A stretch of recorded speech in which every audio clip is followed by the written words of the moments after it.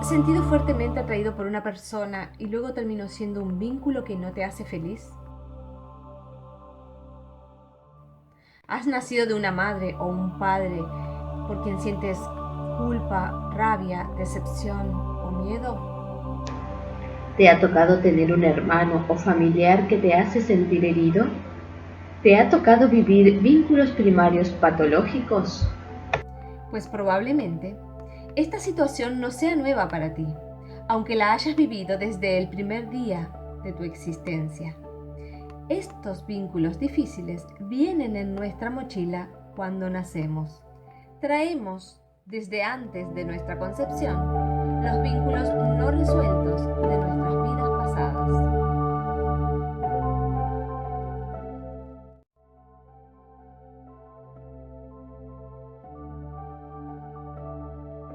La experiencia me dice que no es casual el contexto familiar en el que nacemos. Esto es así porque aquellas situaciones que quedaron sin resolver en nuestra anterior encarnación serán reeditadas en nuestra nueva historia para que tengamos una oportunidad de verlo y de resolverlo de una manera adecuada, correcta y favorable para nosotros. ¿Se acuerdan en el video anterior cuando les explicaba que en nuestra vida fuera del entorno familiar primario, es decir, nuestra vida en los grupos, en centros de estudio, nuestra vida en los trabajos, nuestra vida en pareja, nuestra vida familiar secundaria, la que creamos cuando somos adultos, o nuestra vida cuando nos relacionamos con amigos? Decíamos que en cada uno de estos vínculos posteriores que establecemos, reeditamos, repetimos los primeros vínculos. Tendemos a repetir en ellos la forma en que aprendimos a comportarnos con el otro. Esa forma, esa conducta que de niños nos dio resultado. Tengan en cuenta que esto es algo que también se da en los vínculos sanos. Nos estamos deteniendo ahora en aquellos que no nos hacen felices. Decíamos entonces que estos comportamientos se repiten y esta situación vincular se da de adulto o en otro entorno porque nos permite hacer visible aquello que no vemos, hacer explícito lo implícito y de esta manera descubrir qué es lo que ponemos en juego cuando nos vinculamos con otro. Y una vez que lo descubrimos, podemos modificar nuestro comportamiento y con ello podemos modificar nuestra vida. Si no has visto aún el video anterior, te invito a que lo hagas para que puedas comprender de qué estamos hablando.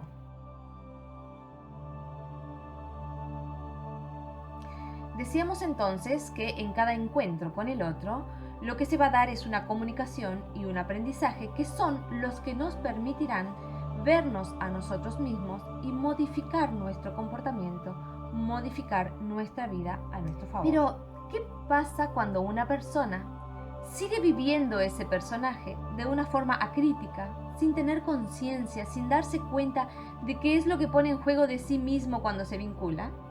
Y llega al final de esa vida y no logró modificar su conducta, no logró modificar su vida, no logró ser feliz.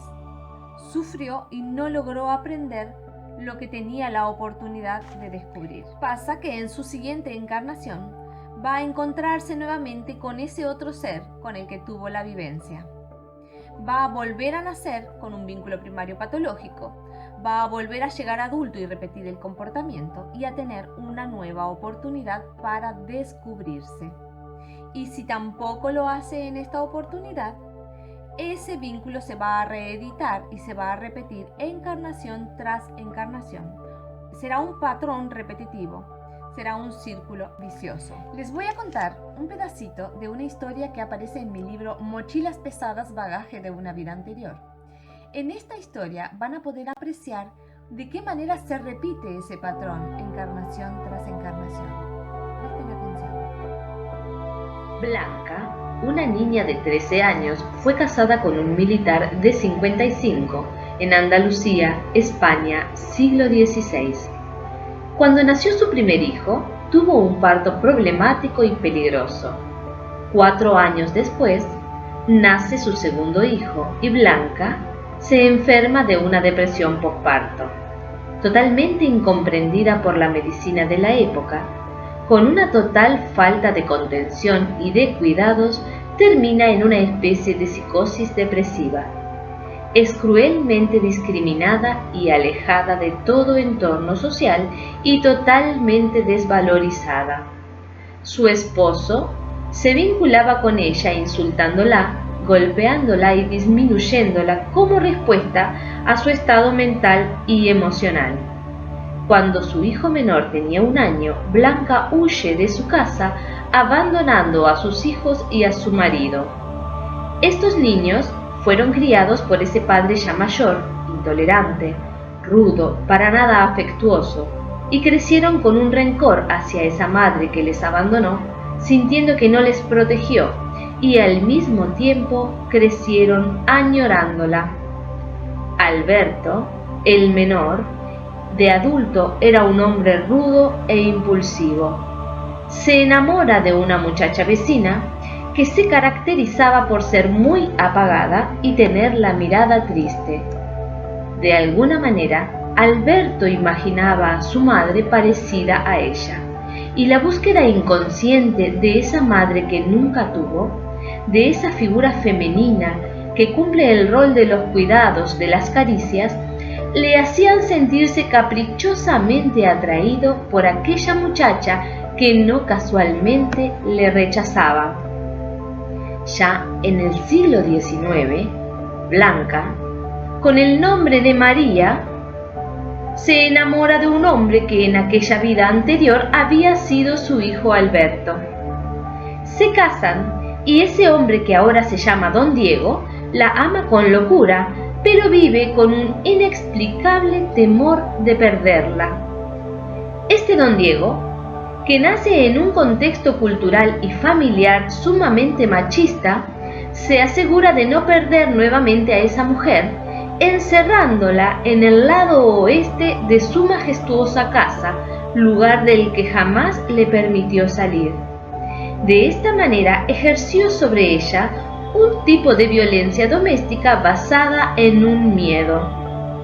Luego verán que el hijo que nace de este matrimonio aprenderá de esos vínculos primarios patológicos, repitiendo el patrón de conducta de su padre, y descubrirán que tampoco será casualidad, pues en aquella vida del siglo XVI era el hijo mayor de Blanca y por tanto tenía un miedo parecido. Esta mezcla de personajes que nacen y se relacionan una y otra vez, encarnación tras encarnación, nos muestra la complejidad y simpleza al mismo tiempo del mundo de los vínculos. Pero, ¿qué pasa si en una relación una de las partes crece y la otra no?